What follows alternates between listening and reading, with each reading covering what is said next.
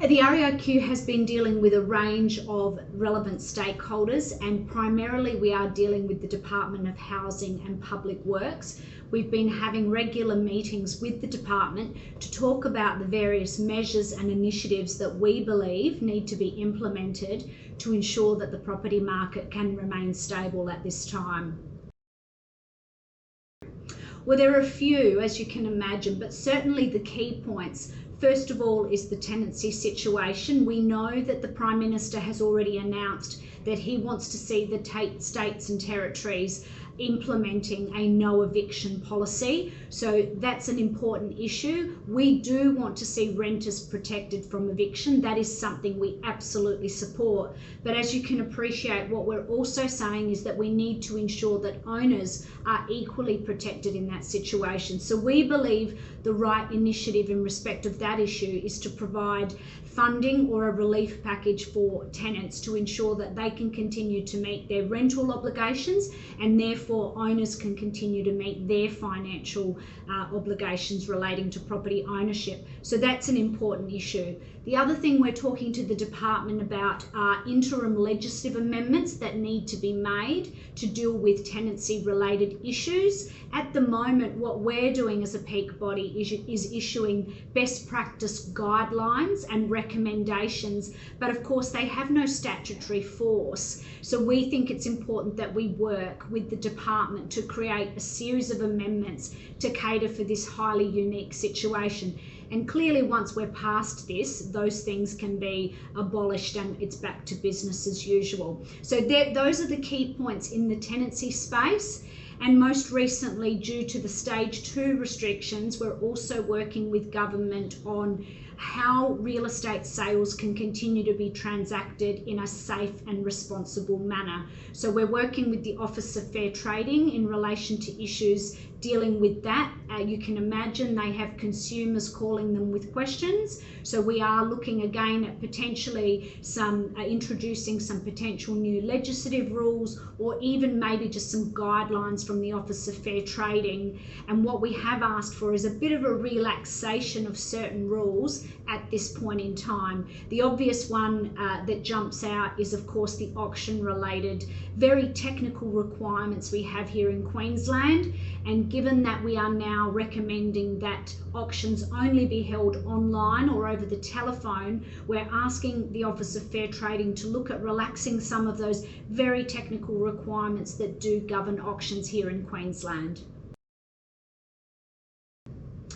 What we're asking our members to do is firstly rely on good, trustworthy information sources. That's the first thing.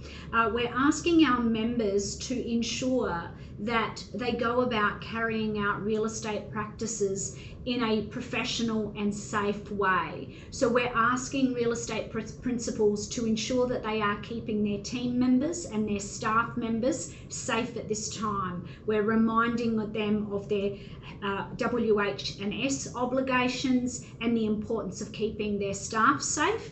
And we're also reminding them of the need to consider the health and safety of tenants and owners and the community at large. So we're really asking real estate agents to understand how important the role is that they play to ensure that we can continue to transact real estate and to really try and ensure that we can really guarantee or try and reinforce the stability of the property market at this time. Well, I think the reason that we're best placed to advocate on this issue is we are the peak body for real estate in Queensland.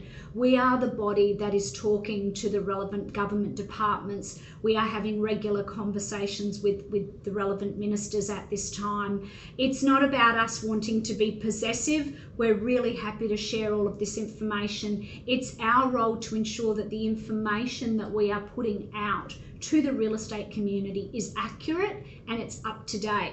So we're actually being careful not to come out every minute with something new. We're actually trying to be very cautious and considered about what we put out, because it's such a fast moving landscape and things are changing in some instances by the hour or by the day. So we're being very cautious about what we're putting out and trying to put out very meaningful and accurate advice. So we believe we are best placed to do that.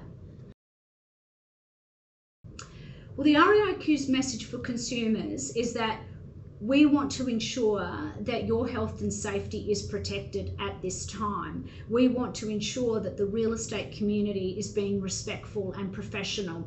What I would ask consumers to understand, though, is the incredibly challenging juggling act that real estate practitioners do find themselves performing at the moment. They have contractual obligations to their clients, they have statutory obligations to follow, and then of course they have to care for the community and be mindful of the community and their health and safety. That's not an easy task. So what I would say to consumers is communication is key. If you have concerns, talk to your real estate agent, ask to speak to the principal of the firm if you need to do so.